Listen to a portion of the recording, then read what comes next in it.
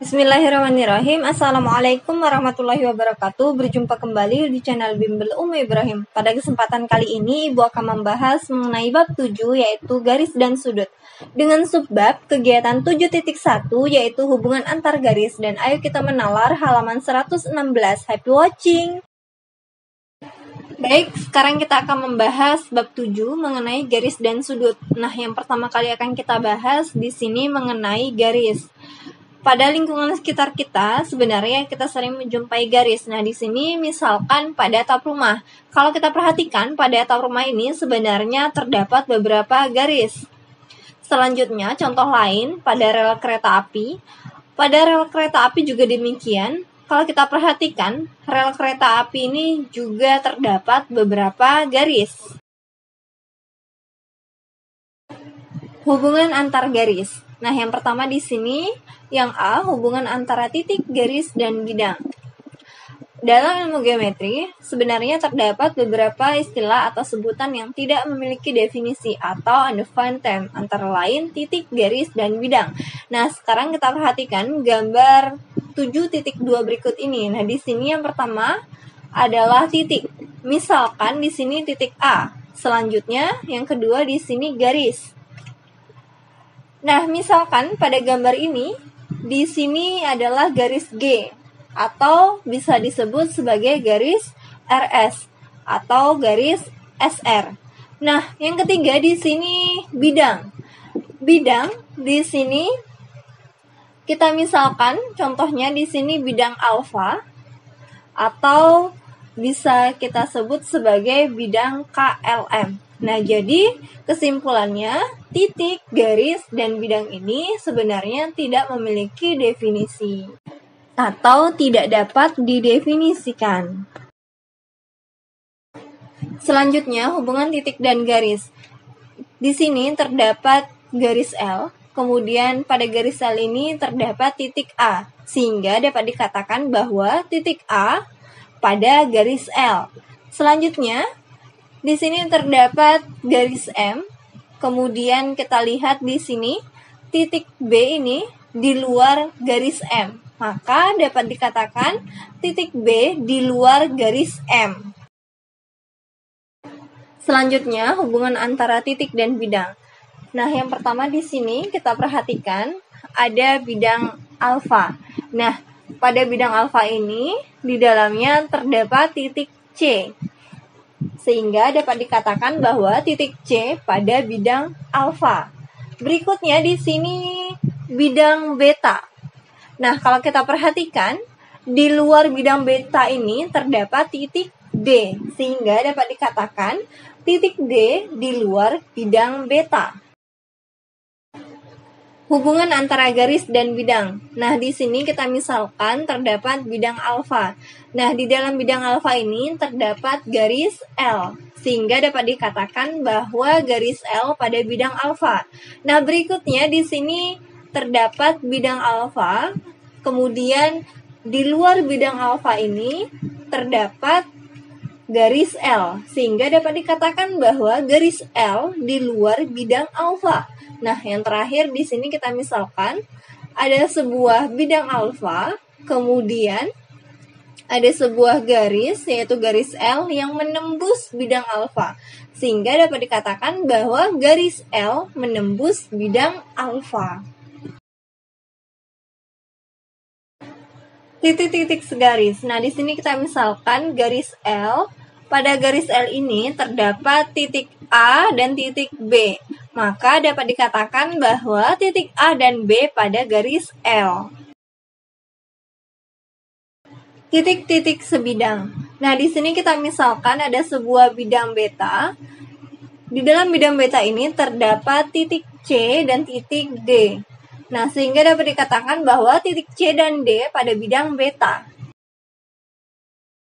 Selanjutnya, kita akan membahas simbol garis. Nah, di sini kita misalkan ada sebuah garis, pada ujungnya di sini terdapat titik A dan titik B, sehingga dapat dikatakan titik A dan B merupakan titik ujung garis AB. Nah, untuk kesimpulannya di sini simbol garisnya adalah ruas garis AB atau dapat dituliskan AB dengan bagian atasnya di sini terdapat sebuah garis. Baik, di sini kita misalkan ada sebuah sinar garis, kemudian pada pangkalnya terdapat titik A.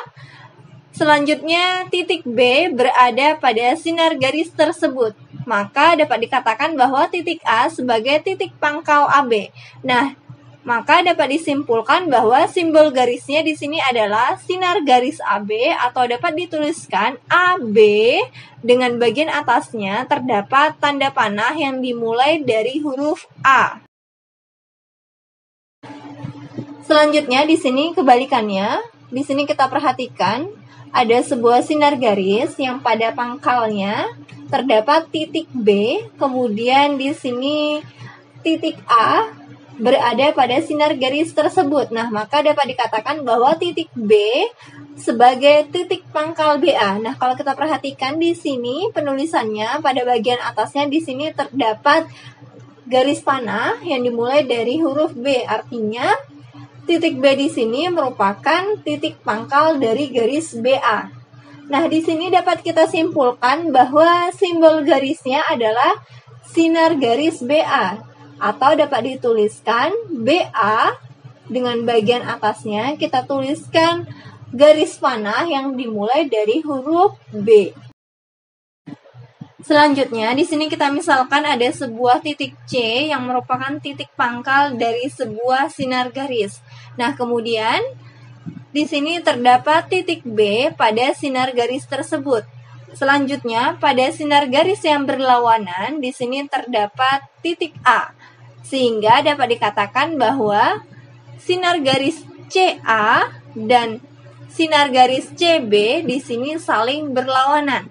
Nah, maka dapat disimpulkan bahwa simbol garisnya adalah sinar garis CA atau dapat dituliskan CA dengan bagian atasnya kita buatkan simbol garis panah yang dimulai dari C.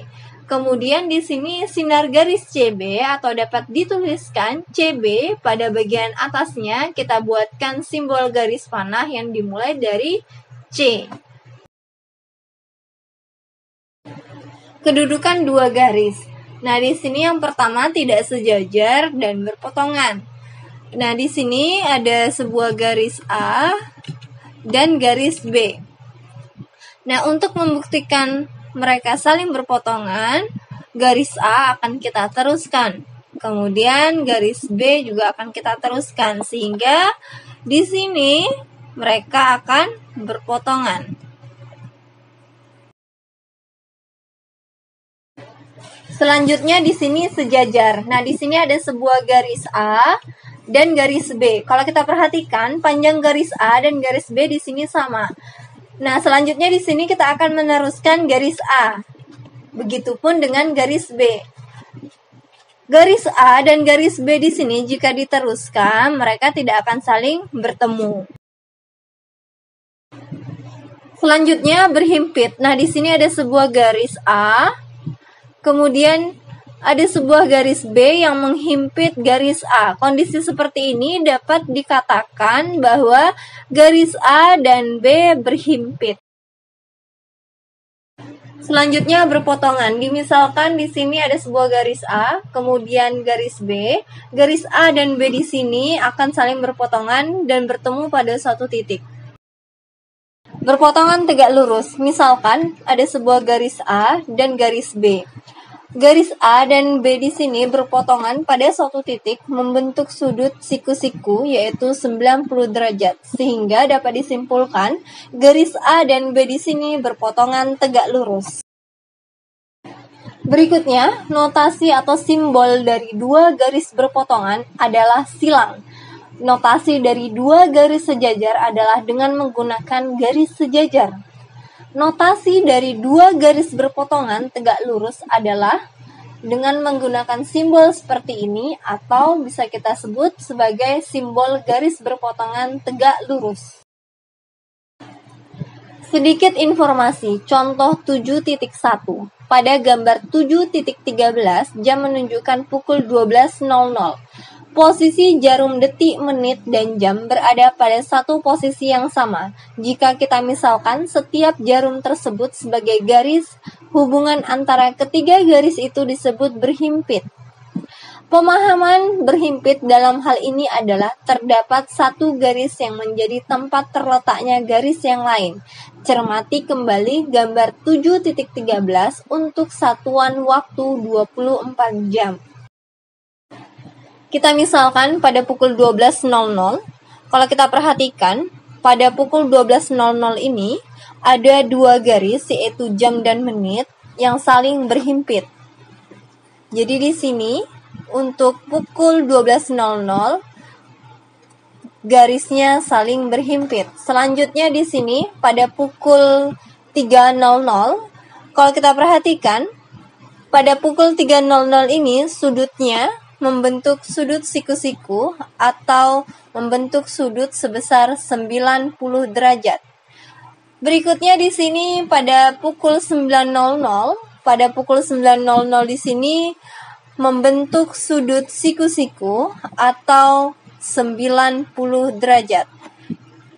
Nah, yang terakhir di sini pada pukul 6.00, kalau kita perhatikan di sini membentuk sudut 180 derajat. Selanjutnya, sifat-sifat garis sejajar melalui sebuah titik K. Jadi di sini ada sebuah titik K di luar garis A. Kita buatkan dulu garis A-nya. Hanya dapat dibuat tepat satu garis sejajar dengan garis A.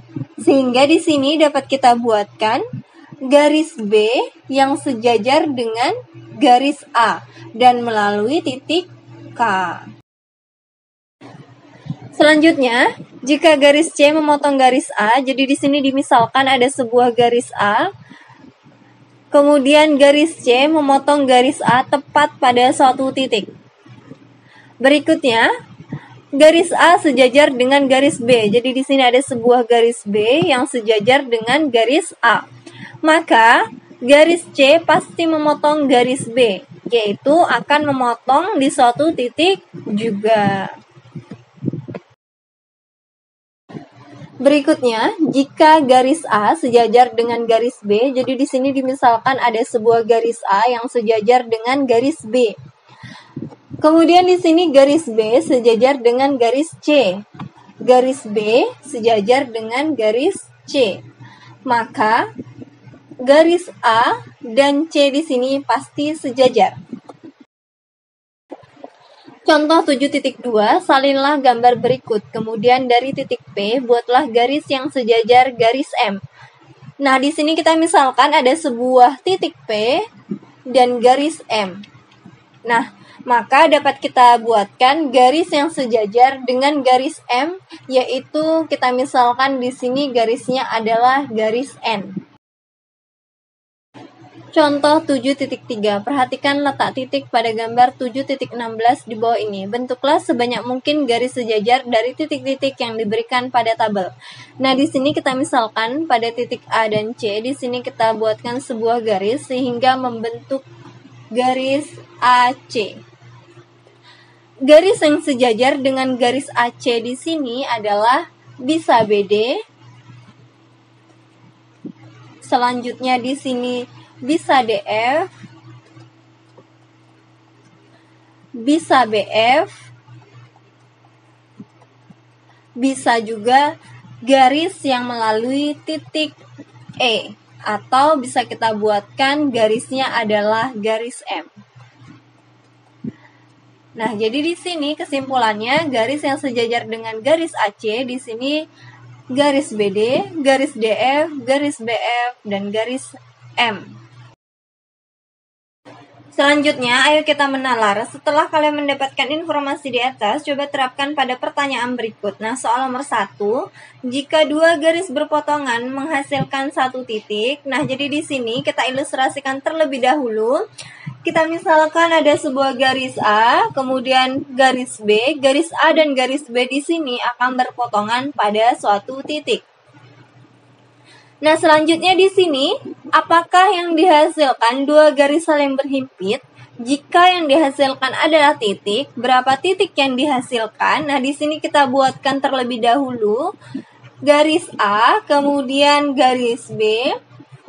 Garis A dan garis B di sini saling berhimpit. Nah, maka yang dihasilkan di sini titik-titik yang sangat banyak. Nah, jadi kesimpulannya di sini titiknya sangat banyak.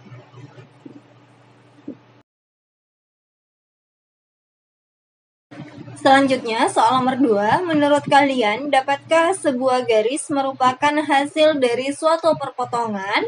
Hasil suatu perpotongan apakah itu? Coba jelaskan. Nah, jadi di sini kita jawab dulu, dapatkah sebuah garis merupakan hasil dari suatu perpotongan? Jawabannya adalah dapat ya. Nah, hasil suatu perpotongan apakah itu? Nah, jadi hasil perpotongan antara satu bidang dengan bidang lainnya. Nah, di sini kita misalkan ada sebuah bidang beta, kemudian di sini ada sebuah bidang alfa. Nah, bidang beta dan bidang alfa di sini saling memotong, maka perpotongan itu akan membentuk suatu garis. Nah, garisnya di sini adalah garis G.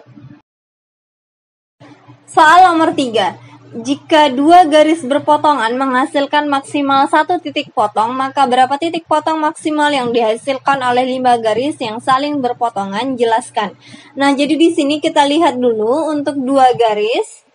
Nah, kalau dua garis di sini ada berapa titik potong? 1 ya. Nah, jadi di sini kita bisa buatkan berarti 1 titik potong. Nah, kita lihat untuk 3 garis. Kita hitung berapa titik potongnya? 1, 2, 3. Berarti di sini ada 3 titik potong. Nah, berikutnya kalau 4 garis. Kita hitung terlebih dahulu titik potongnya. 1, 2, 3, 4, 5, 6. Berarti di sini ada 6 titik potong. Nah, jika 5 garis bagaimana? Akan kita hitung terlebih dahulu. 1, 2, 3, 4, 5, 6, 7, 8, 9, 10. Ada 10 titik potong. Nah, kita bisa buat kesimpulan di sini kalau dua garis titik potongnya ada 1 titik potong. Jika 3 garis di sini ada 3 titik potong. Jika 4 garis di sini ada 6 titik potong. Selanjutnya di sini jika 5 garis, ada berapa titik potong? 10 titik potong. Baik, cukup sekian pembahasan pada video kali ini. Terima kasih yang telah bersedia menonton sampai selesai. Mohon maaf atas segala kekurangan. Semoga materi dalam video ini mudah dipahami. Jangan lupa subscribe, like, komen, dan share ya. Terima kasih. Wassalamualaikum warahmatullahi wabarakatuh.